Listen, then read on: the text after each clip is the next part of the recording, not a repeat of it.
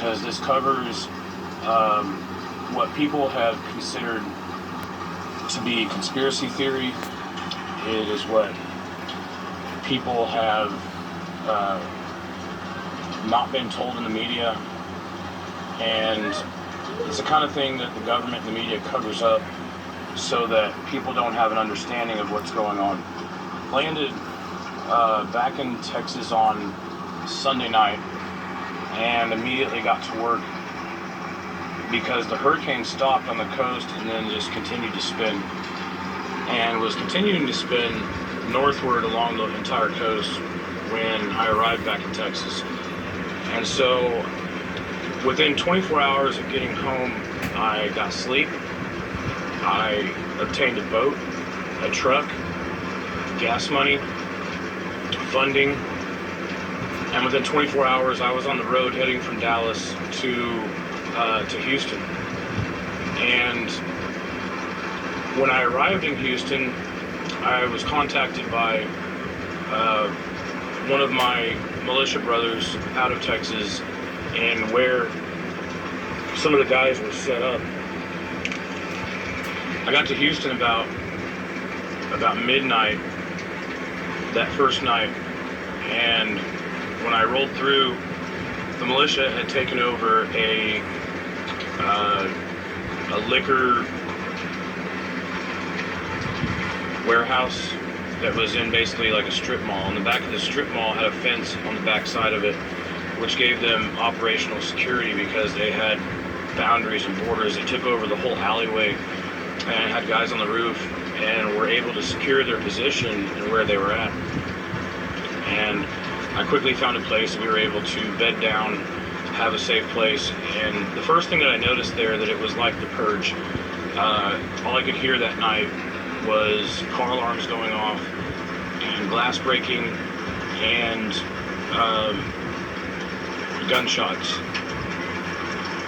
And luckily I was able to bed down and get things ready and unpack my guns and ammunition, and I got zero sleep that first night. We made our way down to Katy, Texas, and when we got there we were stopped because they had finally blocked the roads down, and we were just off of I-10 where they had Fema, National Guard, DEA, FBI, Secret Service. They had emergency management from Oklahoma, Texas, Louisiana, and others there. And it was a big clusterfuck of everybody sticking their thumbs up each other's asses because they were just running around like not doing anything but stroking each other, because that was happening down there. I think it's still happening down there. Some of the homeless people were freaked out. Thomas Jefferson High School in Port Arthur had a lot of people evacuated by plane, and there was at least 1,500 that were left behind that refused to get on the FEMA planes because they said that they were not making their destinations. They were not showing up in certain areas, and those people,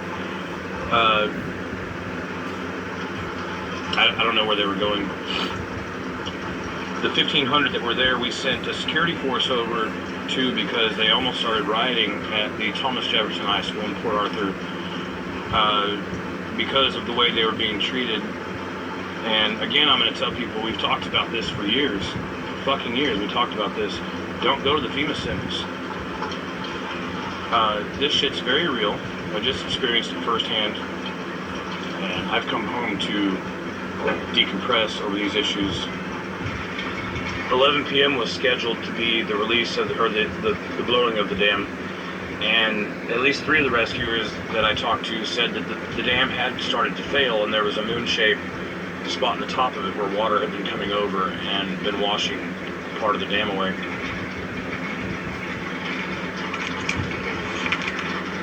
So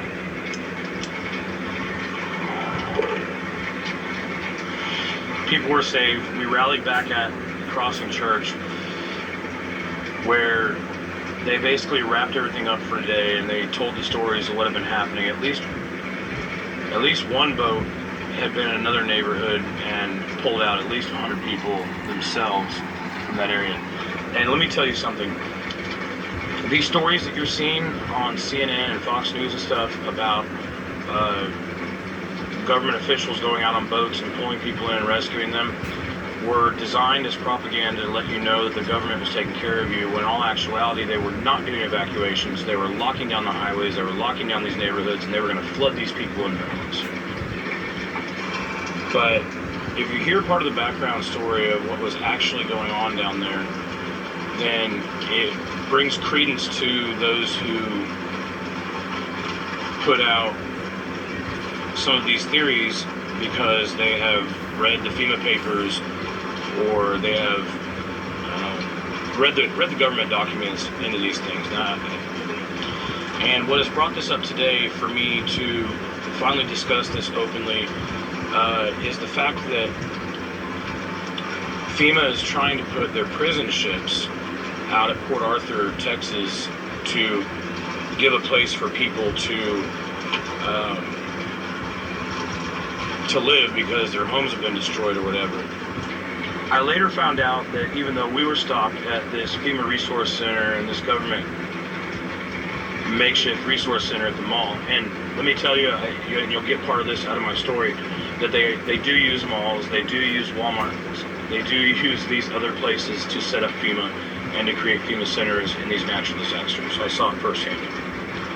Some of the people that were going to the FEMA fusion centers were not to be heard or seen from again. I got the rundown from the militia that night about other things that were going on, and I couldn't talk about it at the time because of operational security. But now I'm in the Ozark Mountains, I'm back in Missouri for a minute, and I'm in a little better place to actually be able to tell this story. I do have some pictures and some videos to verify some of the things that I'm talking about, or the fact that I was even there. For the most part, I didn't get to videotape a lot of the things that I wanted to because of security at the time, and because of on Facebook and social media, I was talking about supplies and helping out people, but the very reality of the fact was I was using those boats and I was using those people and those supplies to make sure that armed militia were going in. And I believe wholeheartedly that we stopped a gun confiscation, and we stopped them from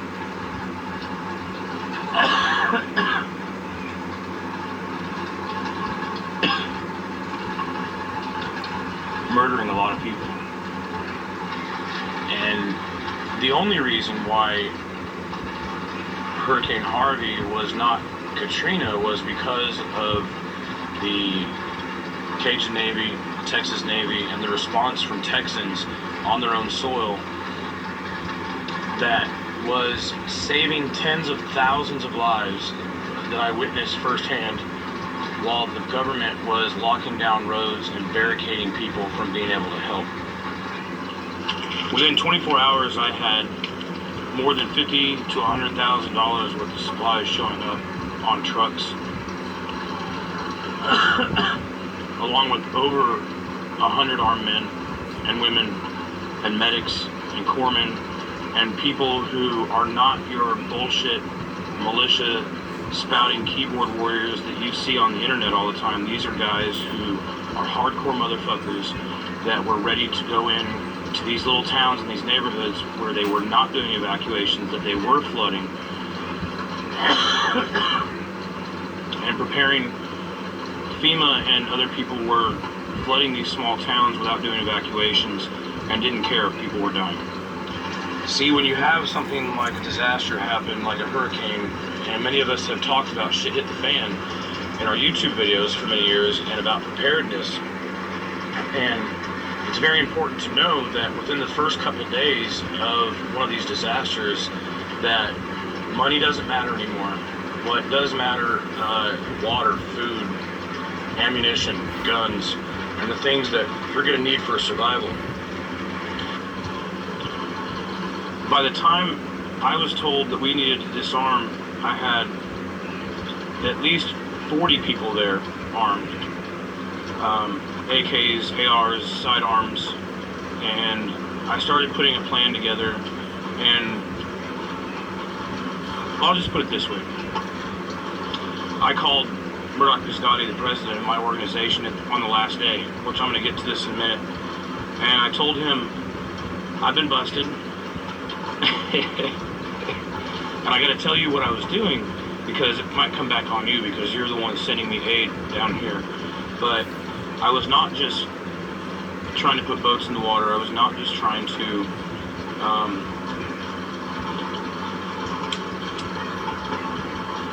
bring supplies and aid in from other parts of Texas and across the country.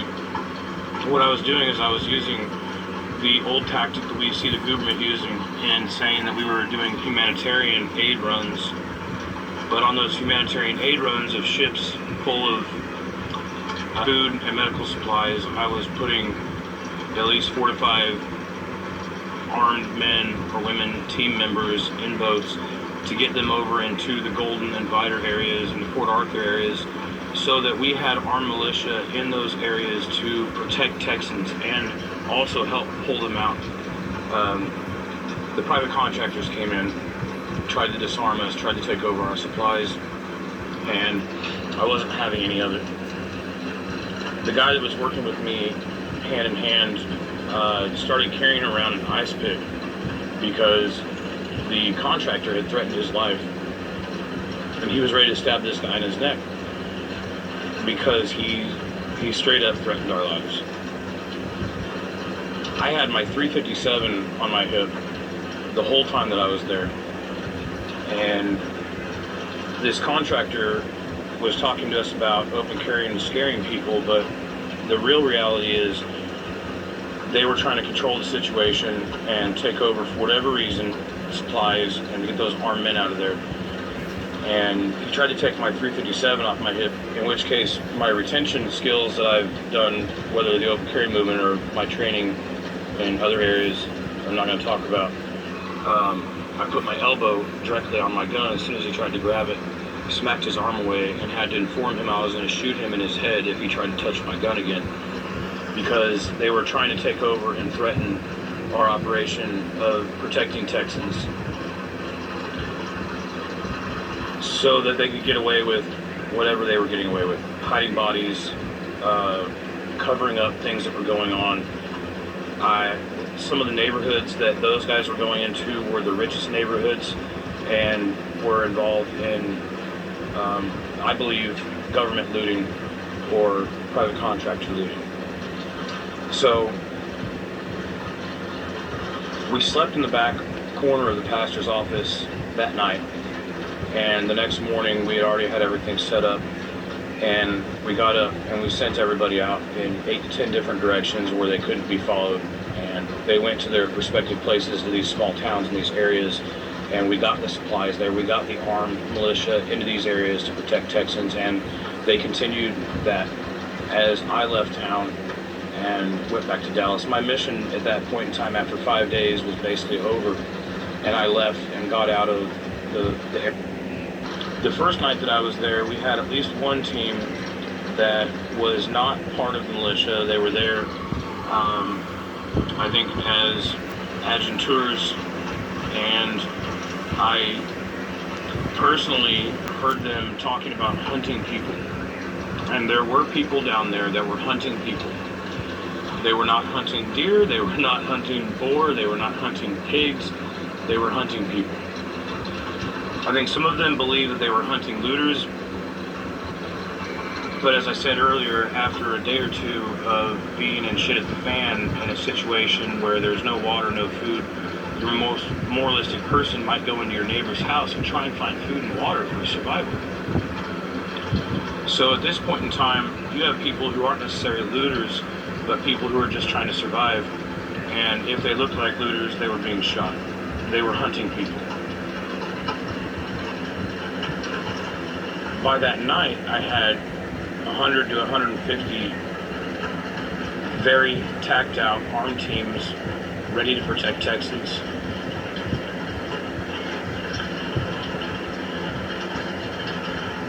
Ready to go into these small towns and these neighborhoods and make sure that people were not getting locked in, make sure they were getting aid coming into them, and making sure that the government was not allowing people to be killed, whether it was by the release of these dams and the flooding for a second time, not from the hurricane, but they were flooding these areas for a second time.